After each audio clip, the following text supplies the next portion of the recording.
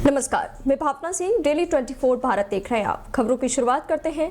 प्रधानमंत्री नरेंद्र मोदी उत्तर प्रदेश के दौरे पर हैं। इस दौरान पीएम मोदी ने लखनऊ में ग्राउंड ब्रेकिंग समारोह में एक प्रदर्शनी का उद्घाटन किया। इसी के साथ ही Uttar Pradesh global investors summit में पहुंचे रक्षा मंत्री राजनाथ सिंह ने 2023 के ग्राउंड ब्रेकिंग समारोह में कहा, मुख्यमंत्री योगी आदित्यनाथ ने बीते 7 वर्षों में उत्तर प्रदेश में निवेशक अनुकूल वातावरण बनाने की दिशा में जो प्रयास किए हैं, उसका परिणाम ही है कि आज यहां ग्राउंड ब्रेकिंग समारोह हो रहा है।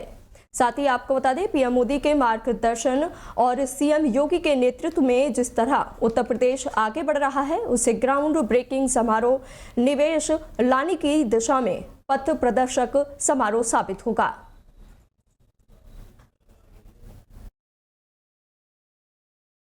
संदेश खाली मामले में पश्चिम बंगाल सरकार को सुप्रीम कोर्ट से बड़ी राहत मिली है। आपको बता दें, कोर्ट ने संसद की विशेष अधिकार समिति के नोटिस पर रोक लगा दी है। दरअसल बीजेपी सांसद से दुर्व्यवहार के मामले पर प्रिविलेज कमेटी ने पश्चिम बंगाल के मुख्य सचिव भगवती प्रसाद गोपालिका, डीजीपी और राजीव कुमार, उत्तर 24 परगना के जिलाधिकारी शरद कुमार द्विवेदी, बशीर हाट के पुलिस अधीक्षक हुसैन मेहदी रहमान और अतिरिक्त पुलिस अधीक्षक पार्थ घोष को समन जारी किया। आपको बता दें, वहीं 19 फरवरी को पेश होने का आदेश दिया था। इस नोटिस को चुनौती देते हुए पश्चिम बंगाल सरकार की तरफ से याचिका दायर की गई थी। पश्चिम बंगाल सरकार की तरफ से वरिष्ठ वकील कपिल सिब्बल और अभिषेक मनु सिंघवी ने यह मामला सोमवार को सुप्रीम कोर्ट में मुख्य न्यायाधीश डीवाई चंद्रचूड़ की बेंच के सामने उठाया। सिब्बल ने कहा, संदेश खाली में धारा 144 लगी हुई थी। ऐसे में धारा 144 का उल्लंघन करके की गई राजनीतिक गतिविधि विशेष अधिकार का हनन नहीं हो सकती। इस पर कोर्ट ने कहा कि हमने याचिका पढ़ी नहीं है, इसलिए बाद में लिस्ट करते हैं। हालांकि सिब्बल ने कहा कि नोटिस पर अधिकारियों को आज ही पेश होने के लिए बुलाया गया है। ऐसे में सुप्रीम कोर्ट ने इस याचिका पर सुनवाई जारी रखी।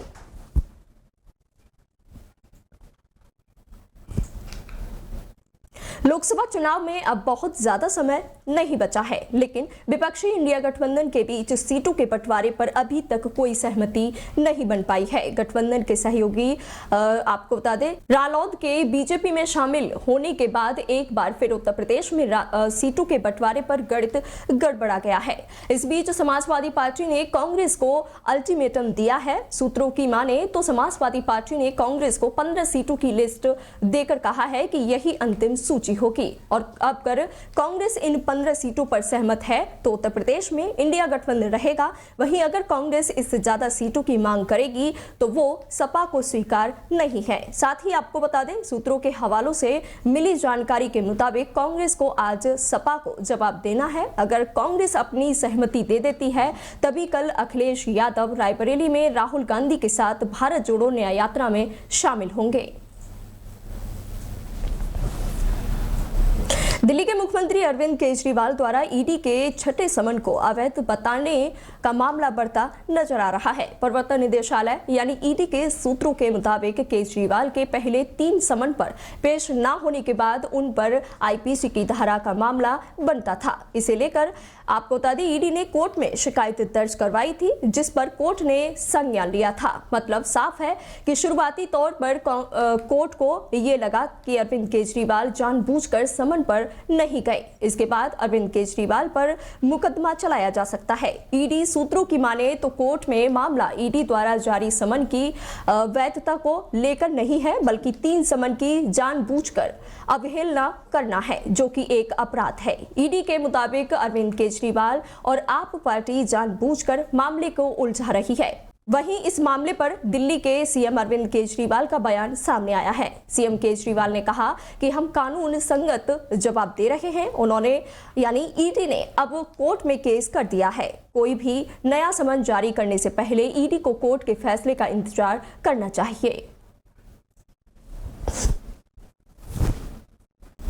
होने वाले लोकसभा चुनाव में अब ज्यादा समय नहीं बचा है। सभी पार्टियां चुनावी मैदान में उतरने के लिए अपनी अपनी कमर कस चुकी हैं।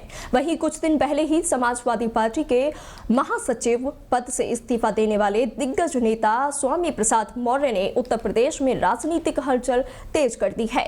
आपको बता दें, अब अपनी नई पार्टी बनाने जा रहे हैं। स्वामी प्रसाद मौर्य अपने समर्थकों के साथ 22 फरवरी को नए राजनीतिक संगठन या पार्टी का ऐलान कर सकते हैं। वहीं समाजवादी पार्टी प्रमुख अखिलेश यादव के बयान पर समाजवादी पार्टी नेता स्वामी प्रसाद मौर्य का बयान सामने आया है। अखिलेश यादव के बयान पर स्वामी प्रसाद मौर्य ने कहा, उनकी सरकार ना तो केंद्र में है और ना ही प्रदेश में है, कुछ देने की हैसियत में नहीं है। उन्होंने जो भी दिया है वह मैं उन्हें सम्मान के साथ वापस कर दूंगा। इसी के साथ आपको बता दें, उन्होंने आगे कहा, मेरे लिए पद नहीं विचार मायने रखते हैं। अखिलेश यादव की कही हुई बात उन्हें मुबारक। पश्चिम बंगाल के संदेश खाली में चल रही विवाद रुकने का नाम नहीं ले रहा है। पश्चिम बंगाल की सीएम ममता बनर्जी को विपक्षी दल लगातार निशाना बना रहे हैं। वहीं आपको बता दें, भाजपा अध्यक्ष सुकांता मजूमदार का बयान सामने आया है। भाजपा अध्यक्ष सुकांता मजूमदार ने बड़ा ऐलान करते हुए कहा कि आगामी दिनों में शेख शाहजहां की गिरफ्तारी के लिए हम न्यूनतम 72 घंटे का धरना प्रदर्शन करेंगे। इसी के साथ ही उन्होंने धरने की तारीख को बताते हुए कहा कि इसकी संभावित तिथि 22 फरवरी है। दिल्ली के मुख्यमंत्री अरविंद केजरीवाल के ईडी के समन पर राजनीतिक हलचल अभी तेज होती हुई नजर आ रही है। आपको बता दें, सीएम केजरीवाल के छठे समन पर पेश न होने पर भाजपा के राष्ट्रीय महासचिव तरुण चुग का बयान सामने आया है। बीजेपी राष्ट्रीय महासचिव ने सीएम केजरीवाल पर निशाना साधते हुए कहा, केजरीवाल खुद को देश के कानून और संविधान से ऊपर मानते हैं। वे जांच एजेंसियों के सामने जाने से डर रहे हैं। क्यों डर रहे हैं? इसी के साथ उन्होंने आगे कहा, केजरीवाल की दिल्ली और पंजाब की सरकार पूरी तरह खनन, शराब और मोहल्ला क्लिनिक की लूट में लिप्त है।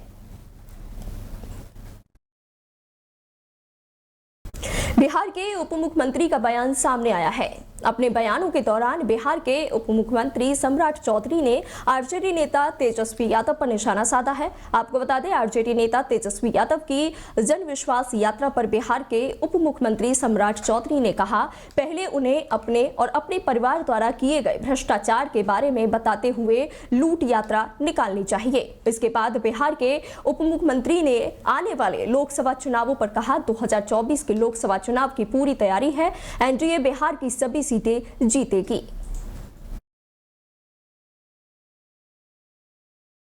राष्ट्रीय महिला आयोग की अध्यक्ष रेखा शर्मा पश्चिम बंगाल के दौरे पर हैं। इस दौरान उन्होंने कहा, मैं चाहती हूं कि पीड़ित मुझसे बात करें। राष्ट्रीय महिला आयोग उनके साथ खड़ा है। हम पीड़ितों की हर शिकायत पर कार्रवाई करेंगे। पुलिस कोई कार्रवाई नहीं करती, उल्टे पीड़ित के रिश्तेदारों को ही गिरफ्तार करती है। इस स्थिति में संदेश खाली की नहीं बल्कि पूरे राज्य की है। मैं यह रिपोर्ट राष्ट्रपति को सौंपूंगी और वे आगे की कार्रवाई करेंगी। शेख शाहजहां की गिरफ्तारी नहीं होने पर आपको बता दें, महिलाएं डरी हुई हैं। आगे उन्होंने कहा, हमें शेख शाहजहां की गिरफ्तारी के लिए दबाव बनाने की जरूरत है। वहां संदेश खाली की घटना पर आरजेडी सांसद मनोज कुमार झा का भी बयान सामने आया है। आपको बता दें, आरजेडी सांसद मनोज कुमार झा ने कहा, इस तरह की घटना किसी भी राज्य में हो उसे राजनीतिक चश्मे से नहीं देखना चाहिए। संदेश खाली में जो हो रहा है, आप उसका राजनीतिक इस्तेमाल कर रहे हैं। राज्यों को एक